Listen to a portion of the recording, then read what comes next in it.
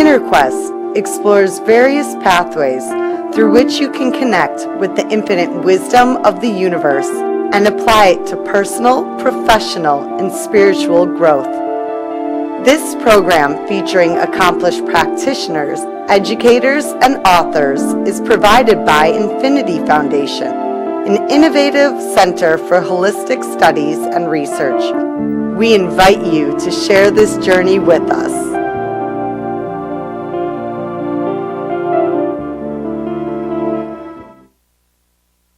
Hello, welcome to InnerQuest. My name is Jay Stone, your host for today, and our guest is Nicki Marder. Welcome, Nicki. Hi, thanks for having me. Now, her voice may sound familiar to you because she does the introduction at the beginning of the show, and she's also been a volunteer for several years on and off when she's around and we need some help. So thank you for that. Absolutely. Now, let me read a little bit about Nicki's background. Nicki is a recreational therapist for Atascadero State Hospital in California. She earned her master's degree in Parks and Recreation Management with an emphasis in therapeutic recreation from the University of North Carolina at Greensboro. She has experience working with individuals with intellectual and/or developmental disabilities, physical disabilities, at-risk youth, mental health, and those experiencing homelessness. Yep. That's quite a wide variety of people you help. First of all, our audience may not be aware of what a recreational therapist does, so why don't you explain that to our audience? Sure. So Recreational Therapist works with a variety of populations, some of the ones you listed, typically more vulnerable populations, to help them reach their goals, which are holistic, but it could be like in a physical rehab facility, it could be with veterans, it could be with children with chronic illness and their family members. Even very serious illnesses like cancer and transplants?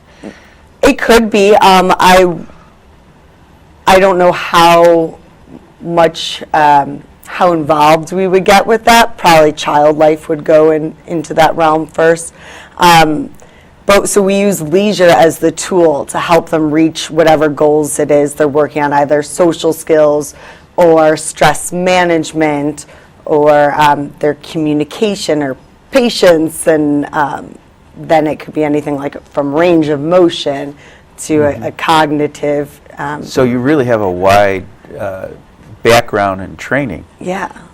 Now you have a very interesting internship you did. You want to tell our audience about that? Sure.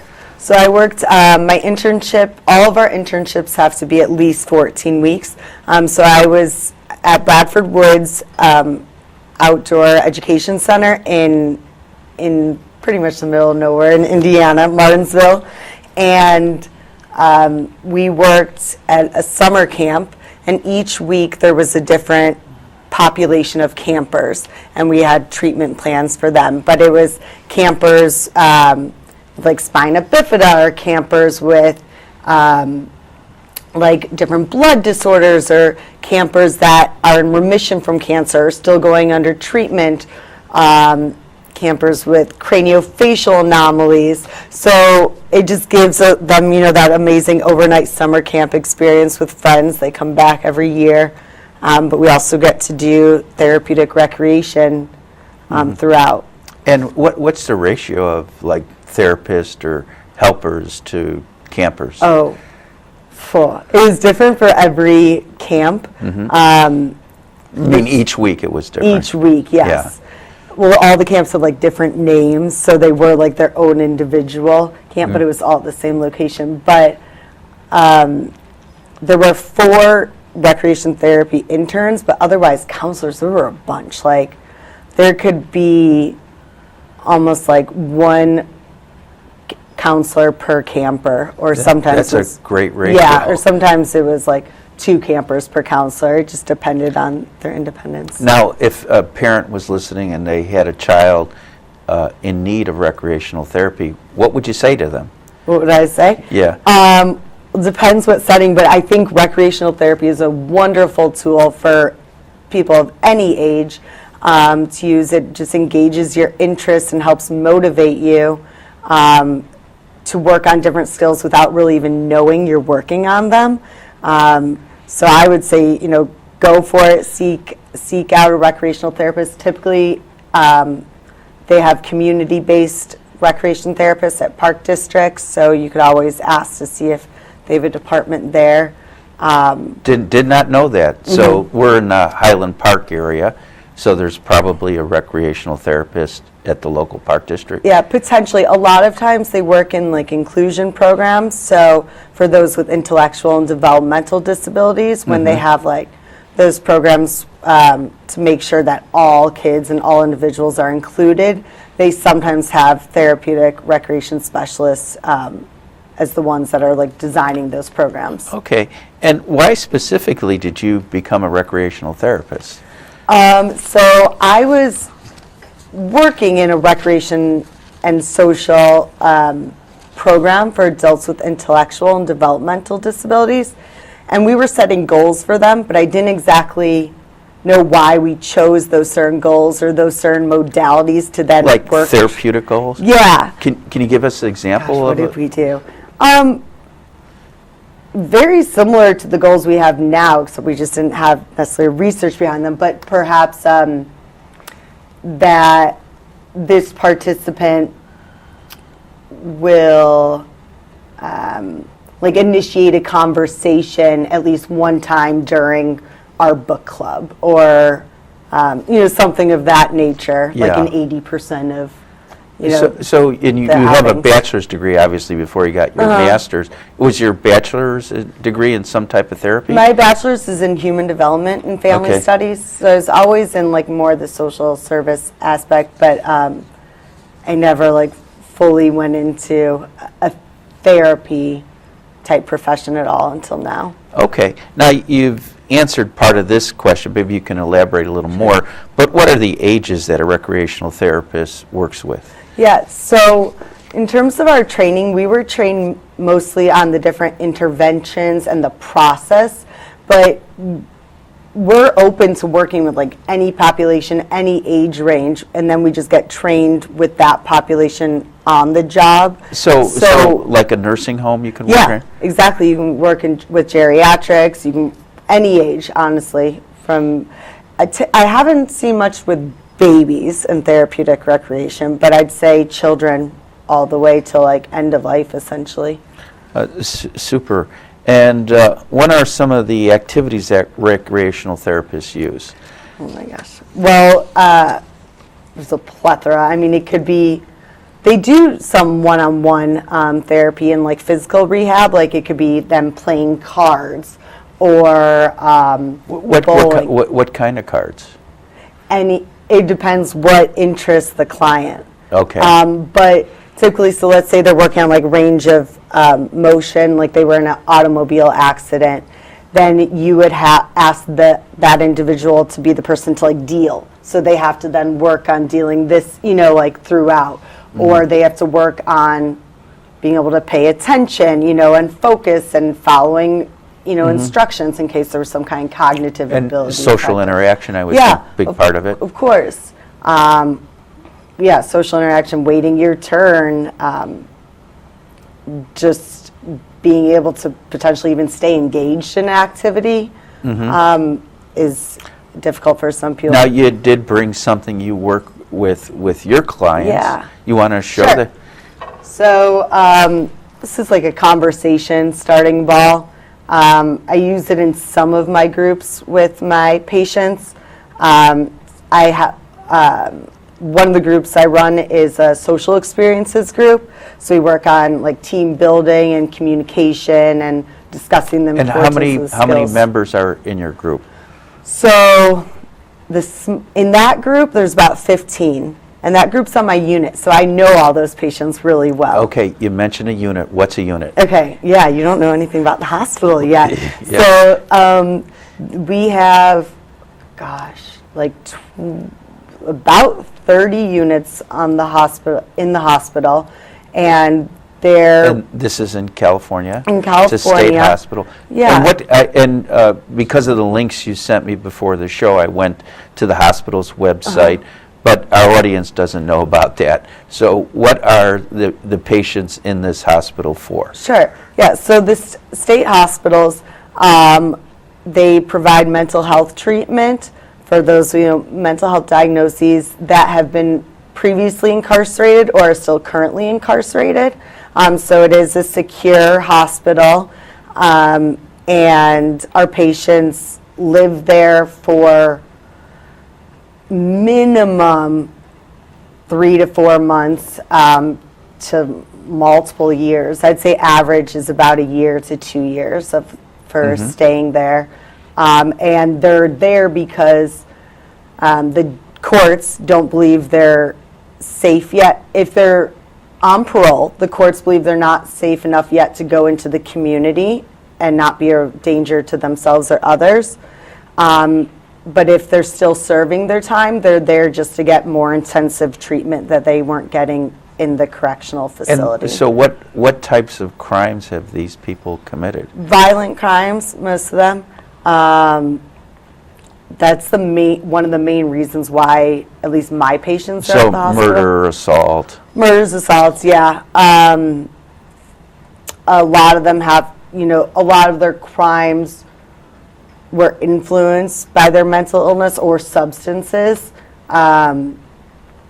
So there are people that had false beliefs, delusions, paranoid delusions, and thought someone was out to get them, or they had a voice telling them. Like schizophrenia, Yeah. Son of Sam type. Yeah, or they had a voice telling, a command hallucination, so they did, an act they would not have done if they weren't being incessantly told to do something, so. Okay. Do you ever fear for yourself?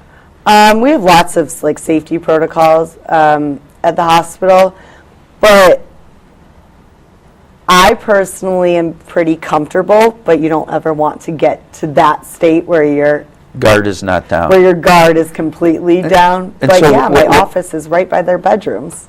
Yeah, and so and do you keep your door locked? Yeah, everything has to be locked all the time. And so you said there's a lot of safety precautions. Mm-hmm. What are some of the safety precautions you have? Well, I will meet with the patient one-on-one to interview them before. I meet with them every 3 months to just check on their progress, see any new therapy groups they want, see how their goals are going. And so in terms of that, if I know the patient and I'm comfortable, I'll meet with them one-on-one, and even with the door closed, but the door will never be locked. I'll also, let my coworkers know that I'm meeting with so-and-so in this location. Do you have a panic button or something? We do, oh yeah, and we wear 2 alarms. So I have 2 alarms at all times on me. Is it around your neck? One is, so you have a choice of where to put it. One's around my neck and one's on my hip. Mm-hmm. But you could wear them both on your hip if you wanted. They're, and so if you press the alarm, who responds? essentially everyone's supposed to come running. It's called a red light, and I respond to them when I hear them. I don't, if I'm in the middle of a therapy group, we do not need to respond then. Other staff will. Have you had to press your... I have not, no. Okay, and so how many have you responded to? Oh, I mean, there's like 10 plus a day in the hospital. So a lot of them are wave-offs, so like false alarms, like it was just accidentally touched. Yeah. But then other times... How do you know where to go once the alarm goes off? So the sound system, over the loudspeaker, they tell you where it is. One of the alarms says where the location is. It has like a little screen that scrolls. Mm-hmm. But yeah, the police officers at the hospital, they'll announce it. Are they police officers, corrections officers, both? Not correction officers. They would be police officers. Okay. We, unlike prison, the people that work daily with our patients are called psychiatric technicians and are nurses. So they're part of the nursing staff, and they're who pretty much run at the units, police are there for just any kind of like investigational concerns, anytime the patients believe their rights are, being inflicted upon, or anytime there's like an emergency. But otherwise, it's like the floor staff, their therapeutic staff that work with them. Do you ever get called into court or asked to submit reports? We are asked by the forensic psychologists, who they're the person that looks into, each patient's case and then decides if they think they're going to recommend for them to be discharged or not. So they'll ask for our opinions sometimes, and we can be like subpoenaed, but it doesn't happen very often. Okay, so you're talking about your unit, and you said there's about 30 people in your unit? So my unit is 46 patients. Okay. But the units do range. Admissions units, for the first 1 to 3 months of patients at the hospital, they're on admissions, and those units are a bit smaller, like 20, 25 patients. But I am on a treatment unit. And how many other therapists, doctors are assigned to your unit? Great question. So there's one rehab therapist, which I fall under, on each unit. Admissions units have 2 of everyone. So on our team, we have a psychiatrist for my unit, a psychologist, a social worker, a unit supervisor, and then we have several nurses, and then myself. And the police officers. Well, yeah, but they're not on units. Oh, okay. It's our nurses and psych techs. They're the ones that are coordinating everything throughout the unit. So it and sounds there to help like the patients. There's 9 or 10 people assigned to that one particular unit. You're counting them out. Yeah, and psych techs, there's a bunch. There could be anywhere from 5 to 12 in a given day. And so when does the therapy usually take place? Does it take place 24 hours a day? Does it usually happen during the day?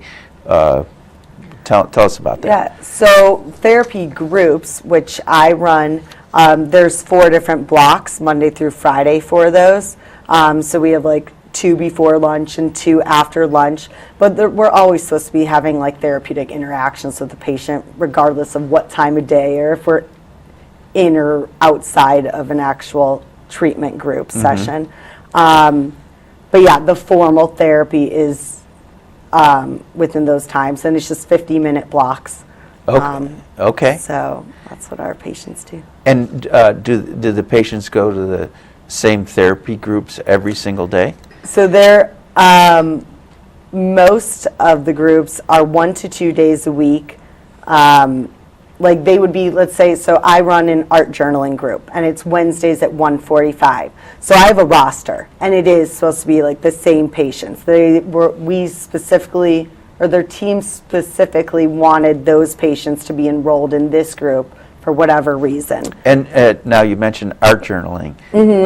So what are the patients doing during this particular therapeutic group? So I provide this group with an art therapist, and they have their own kind of portfolio in a way, and they're either just going and expressing themselves or doing whatever they want with the materials provided, or they can use the topic that we bring up in the group. But it's supposed to be just a safe space for them to explore themselves, but also materials like collage materials or paints or pastels or drawing. They don't have access to these materials most of the time. So is there a safety concern? Yeah, safety is definitely a concern. Not in that, it's always a concern, but in that group, it's not like I'm worried one of these guys is going to use scissors in an unsafe way. It's just, we have to make sure we keep track of everything and count everything, and count the beginning and the end. Do you count at the end before they leave the room? Yes. In case, Yep. in case they... We have to, in that group, we don't pat individuals down, but when they leave the art center, the music center, they do get patted down. And who does the patting down? It could be myself. I don't, just because of I'm usually providing with a male staff, and then he'll do it. But if it's 2 female providers, it would be one of us. And it's very light tapping. It's not too much. But yeah, they emptied their I pockets. once saw an art exhibit at a prestigious art museum of paintings drawn by patients in a psychiatric hospital. Oh, yeah. And it was brilliant, absolutely. It just kept my interest for hours. Yeah, absolutely. Just like the typical population, you're going to find a handful of people that are incredible artists, and so it's just same for them. We have some really strong artists in the hospital and some people that aren't that great, but either way, they're using it as a modality. Well, what I find with art therapy is that it doesn't have to be museum quality. Oh, no, not at all. As long as it helps the person. Absolutely. Yeah. Oh, no, of course. And do you do some like historical journaling, like looking back at past events? So this is a newer group for at our hospital. We've probably only had like 6 weeks of it so far. So we haven't gotten to that point yet. We're still just kind of trying to acclimate the guys to the group, to each other. But I would assume we plan to get there. We have other groups. We have one called Self-Discovery Through Art. I'm not a provider of it, but we have it at the hospital.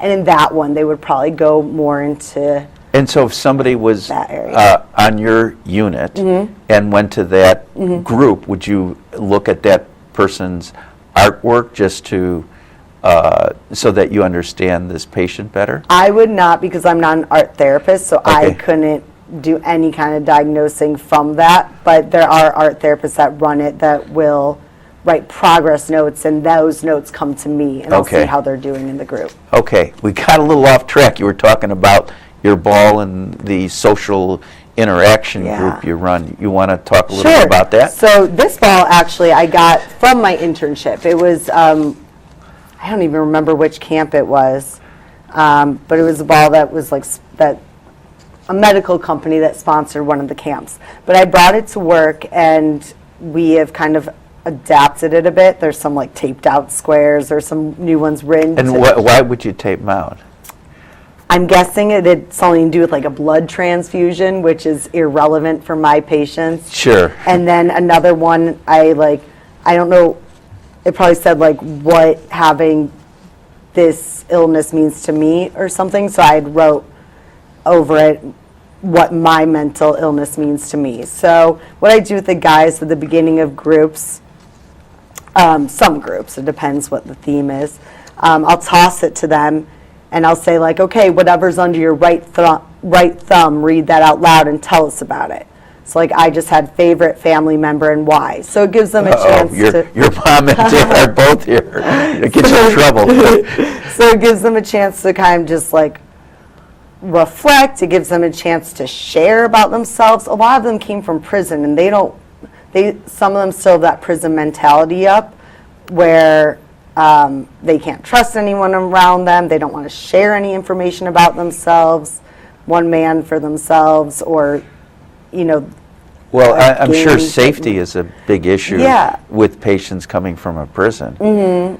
But we try to kind of break them of that guard they have in prison. It's very different at the hospital. So it's not just a physical, it's also a psychological part. Oh, yeah. Okay. It's definitely. So just having them share about themselves, or even speaking in front of others about anything, is a big deal.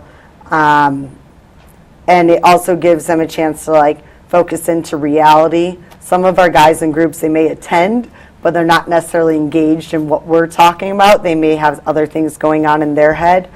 So by giving every person a chance to answer it, it gives them all a chance to focus in on what we're actually doing at the moment. And do you see like consistent changes or maturation or development in the patients over a course of the time? Yeah, it definitely depends on the patient, because motivation level is huge. Motivation and their insight into like their mental illness and their symptoms really affect their ability to engage in treatment and to actually get something out of treatment. But yeah, like our patients, I have seen definitely their social interactions going up. I've seen them appear like calmer, and report like less anxiety about certain activities or just being at the hospital in general. And would they have like social anxiety? Some of them, yes. Some of them, it's very much like paranoia endorsed. Yeah. That creates that lends the to effects isolation. of schizophrenia? Oh, yes. So my unit, it's mainly people with schizophrenia, schizoaffective, or bipolar. So Now, psychotic features. that's pretty similar group there. Mm-hmm. But I once spoke with a dietitian or nutritionist that worked with schizophrenic patients. Yeah. And she said that when her patients take their medications and eat well, they almost never have problems. Yeah, so a lot of our guys right now, they've been on their meds for a while. We have a psychiatrist that's always there, so if they need to adjust meds because either they're not working or the side effects are that negative, then they have someone there that's like always trying to get them on the best regimen as possible. So their meds are working is one thing. Secondly, what did I just want to say about that? Was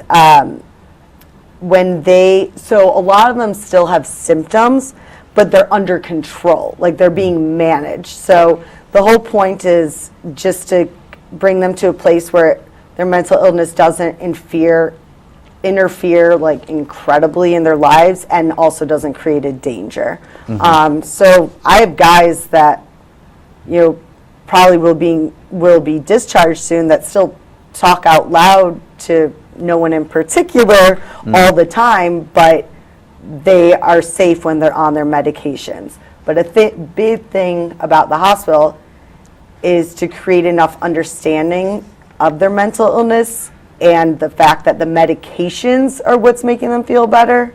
Yeah. So they stay on those medications when they leave. And then when they're discharged from the hospital, they go to a halfway house? Some of them, well, it depends. If they're still on parole, their parole officer will help them set up with housing, but they can go back to their families if their family is willing to support them and have them live with them. Do you ever hear from patients once they leave the hospital? No. Some of our other patients hear from patients, like from their friends. Yeah. So they can sometimes fill us in, but no, we don't have any kind of connection with them, which is kind of a bummer because we'd love to know how they were doing. Yeah, I'm sure, or doing some follow-up. Wow, I'm just getting the signal 1 minute left. Why did you choose to work in the field that you're working in? So, given that my background was working with people with intellectual and developmental disabilities, they're amazing, but I know there's many people that are interested in that population. So I wanted to go to a population that people aren't as open to working with and helping and being open to like growing with them. So like Mother Teresa worked with the homeless children in Calcutta, you're working with. Yeah, but it's a little different when they've committed heinous crimes too. People have a lot of hesitations. We got to wrap it up. Yeah, but anyways, sorry. I wanted to support a different population. For more information about Nicki, Infinity Foundation, and her quests, stay tuned to the credits at the end. Until next time, wish you good health, good spirits, and good fortune. Nicki, it's been a pleasure. Thank you, Jay. Good handshake. Thanks.